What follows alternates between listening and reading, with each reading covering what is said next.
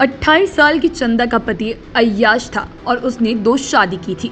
चंदा को ये भी जानकारी मिली कि उसका पति अपने कपड़े की दुकान में काम करने वाली नरगिस पर भी गलत निगाह रखता है। बस यहीं से चंदा ने अपने पति की हत्या की साजिश बुनी और एक भाड़े के हत्यारे को 1.5 लाख की सुपारी देकर हत्या करवा दी।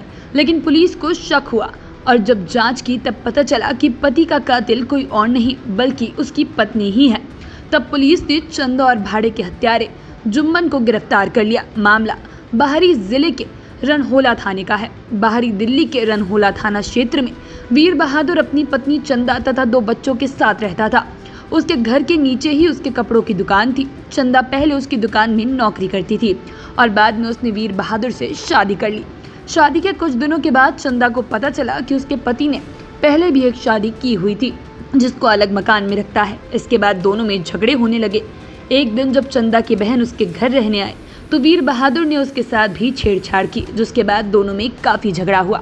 चंदा ने दुकान पर काम करने वाली नरगिस से भी बात की तो उसे पता चला कि वो नरगिस के साथ भी छेड़खानी करता है। जिसके बाद चंदा ने अपने पति को सबक सिखाने की ठानी और उसने नरगिस के भाई जुम्मन के साथ मिलकर हत्या की प्लानिंग की। जुम्मन इलाके का घोषित बदमाश था। चंदा ने हत्या के बदले जुम्मन को 1.5 लाख की सुपारी दी, जिसके बाद जुम्मन ने चंदा के पति की हथौड़ा मारकर हत्या कर दी और फिर फरार हो गया। पीएस रनोला की ये देर रात की घटना है। ये हमें एक कॉल आई थी रात को और इसमें एक मर्डर की कॉल आई थी जिसमें एक आदमी जो 50 साल का था उसकी मर्डर की कॉल आई थी। इसमें हम जब मौके पे पहुंचे तो वहाँ पे इसकी वाइफ थी चंद्रकला, जिसने बताया कि यहाँ पे रॉबरी हुई है और जो रॉबर्स थे उन्होंने उसके पति पे वार किया है जिससे कि उसकी मौत हो गई है।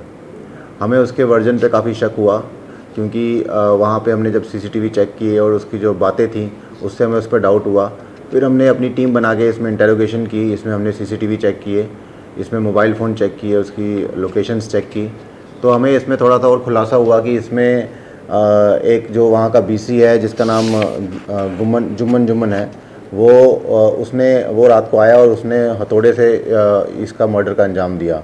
इस मर्डर में ख़ास बात यह है कि इसमें जो जिसका मर्डर हुआ है उसके काफ़ी अफेयर्स थे लेडीज़ से और उसकी 2 शादी हो चुकी थी और वो उसने उसकी जो बीवी जिसने मर्डर किया है वो उससे खुश नहीं थी और उसने ही प्लान बना के एक कॉन्ट्रैक्ट, जो जुम्मन नाम का आदमी है, बीसी को कॉन्ट्रैक्ट पे लिया और उससे मर्डर करवाया और इसको उसने ऐसा रूप करने की कोशिश की कि ये रॉबरी हुई है बचने के लिए।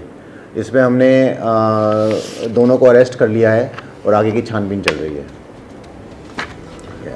पुलिस को सूचना मिली कि दीप एनक्लेव के एक घर में बदमाशों ने लूटपाट के बाद मकान मालिक की हत्या कर दी है। पुलिस टीम मौके पर पहुंची और जांच की तो पता चला कि मृतक वीर बहादुर की अपनी पत्नी चंदा से अनबन चल रही थी। पुलिस ने चंदा से जब पूछताछ की लेकिन चंदा बार बार अपने बयान बदल रही थी। पुलिस को चंदा पर शक हुआ और इलाके के सीसीटीवी और चंदा के फोन कॉल रिकॉर्ड्स खंगाले गए। तब पता चला कि चंदा इलाके के बदमाश जुम्मन से काफी समय से संपर्क में थी। पुलिस ने जब कड़ाई से पूछताछ की और जुम्मन के साथ उसके संपर्कों के बारे में बताया तो चंदा टूट गई और उसने हत्या करवाने की बात स्वीकार कर ली।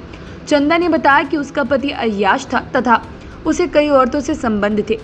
इसके अलावा उसने एक शादी पहले भी की थी जिसके कारण उसके पति के साथ झगड़े होते थे। पुलिस ने चंदा और जुम्मन को गिरफ्तार कर लिया है और हत्या में इस्तेमाल हथौड़ा तथा 50,000 रुपए बरामद करके आगे की कार्रवाई शुरू कर दी है।